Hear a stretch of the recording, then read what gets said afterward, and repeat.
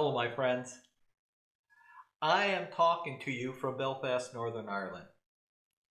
I'm away on my clergy renewal leave, but over the course of that renewal leave, I'm going to be coming to you with observations and lessons that I've learned, and I want to share them with you because a great part of my time of renewal is to grow and to learn spiritually. And one area that's very important to me is the act of building bridges. Back in 1986 and 87, I worked at the Irish Methodist Youth Department here in Belfast. And it's hard to believe that was 37 years ago. Today, I had an opportunity to walk through and look at some of the familiar sites that I used to hang out in Belfast and also where I lived. Some parts of my journey and my walk around was like, boy, it's like I never left. And then there are other times that there were incredible changes. It seems as if I never stepped foot in Belfast. I'm going to share a little bit more about that. The importance of building bridges in our lives is centered on agape love. It's that unconditional love of God, and it was made manifest to us in Jesus Christ. And that love is divine. I mean, it can be shared and lived out in so many different ways. It has an opportunity to bring communities together, people together, even if they have different politics, if their faith is different, or even if they don't even believe in God. We still are called to tear down the walls of division. And that was one of the important lessons that I've learned from great people who served the Methodist Church here in Northern Ireland during the Troubles, who in many ways took me under their wing. And I want to honor them by always seeking to be a bridge builder in my ministry, in all that I do, and the people I care about. Oftentimes I'm not perfect at it. But you see, that is the challenge. That is why we always have to strive to bring forgiveness, to build a bridge, to develop better understanding amongst one another, amongst communities, even in our politics in the United States. When I had an opportunity to walk through Belfast today, one interesting thing struck me. I'll start first by sharing with you my first impression when I came to Belfast 37 years ago. And that was when we were driving through the city. One thing that captured my eye was the barbed wire. The British Army patrolling the streets. The walls that have been built up, keeping Protestants and Catholics apart. I know for us in the States, that seems outrageous, but in a way there was a war going on. Not necessarily because of Catholics and Protestants, even though there was misunderstanding between the two communities. It is about the long history of Ireland and its relationship with Great Britain. So I took a walk. And so instead of seeing barbed wire and walls, I saw people of different colors. I never really saw that before in Belfast. But where I'm staying, near where I used to live, near Queen's University, there is now a large Muslim population. And as you're walking down the street, you see Muslim women, their children, walking down the streets with them wearing the hijab. You also hear people from Africa, also amongst the mix of people walking down Botanic Street were people from Poland speaking Polish. It was a tapestry of people from all over the world residing in Belfast. Yes. I wasn't thinking about who was a Catholic and who was a Protestant, or who was a Unionist, or who was a nationalist. What I saw were people trying to make a life. And now, with people from all over the world coming to Belfast, the dynamics, I believe, change. It's no longer about a Catholic community or a Protestant community, but there's also an Islamic community, a Hindu community. Things are changing. And one of the interesting changes I just found out, I used to work at Aldersgate House. That's where the Methodist Youth Department was housed, and it was a Methodist building of the Irish Methodist Church. They had their missions department there, their Methodist bookstore.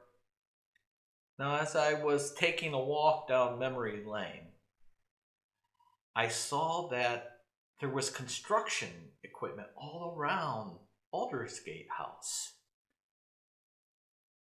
And I was wondering what they were doing, and then I was told that they were making an Islamic center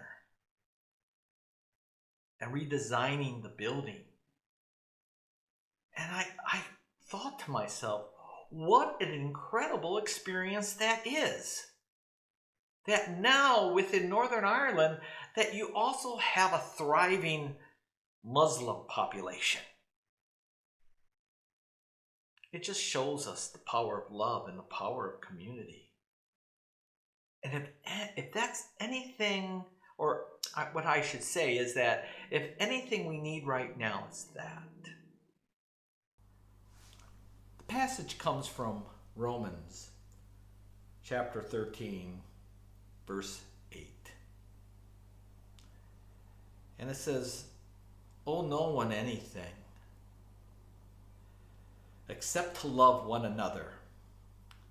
For the one who loves another has fulfilled the law," has fulfilled really the will of God. And how do we love one another? We do it again unconditionally. Is that we don't lay enough conditions on another person, but we welcome them into our community. And perhaps in that journey, learn a little bit more. The passage goes on to say, when I also go to verse 9, the commandments: you shall not commit adultery, you shall not murder, you shall not steal, you shall not covet, and another commandment are summed up in this word: love your neighbor. Love your neighbor as yourself. Love does no wrong to a neighbor. Therefore, love is the fulfillment of the law. So our challenge is, how are we going to build bridges? I know that is still a challenge here in Northern Ireland, in Belfast. But seeing all the mosaic of faces and faiths and languages from all over the world gives me hope that this city that I love, this city that has played an integral part of who I am, and what my ministry is all about has a bright future. So I'm going to show you some pictures and to give you a feel for that journey and that walk that I took. And so I hope it touches you. Remember, in life, and as a person of faith, as a Christian, you are called in life to be a bridge builder. For in Christ there's no slave or free, no man or woman, no unionist or nationalist, no Democrat or Republican, no liberal or conservative. You see, those divisions dissolve away in the love of Christ. And that is our constant challenge and our constant ministry. And I want to challenge you to be that bridge builder in your life. Hey, God's blessings to you, and you're going to hear more about my journey, and so I look forward to sharing it with you. Shalom.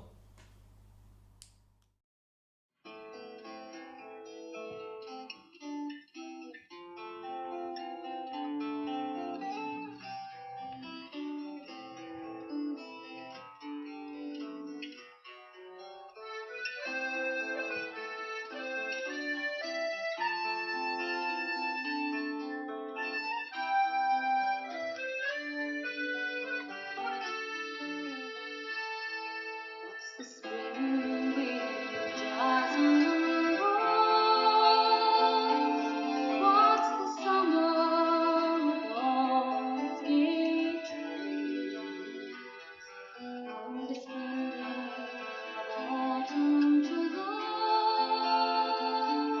who barter their freedoms for gain. Let the love of our land's sacred right to the love of our people succeed. Let friendship and honor unite and flourish on both sides between.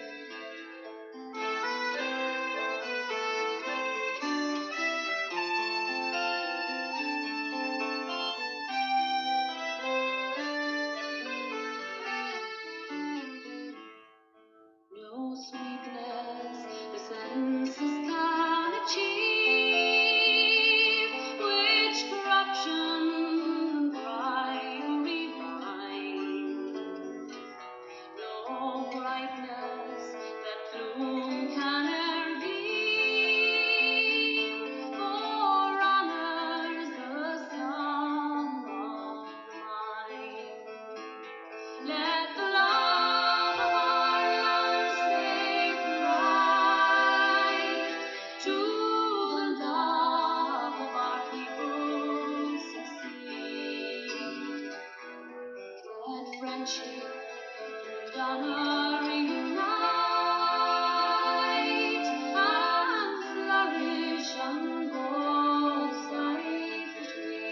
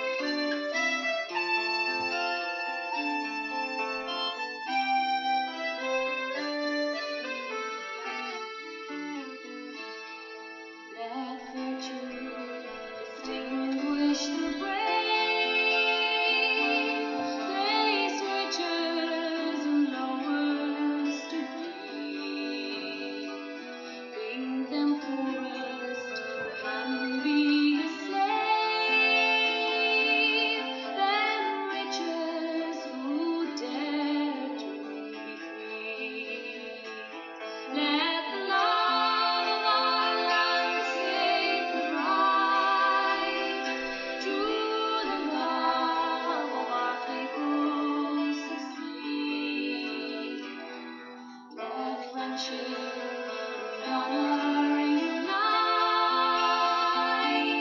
and flourish on both sides between.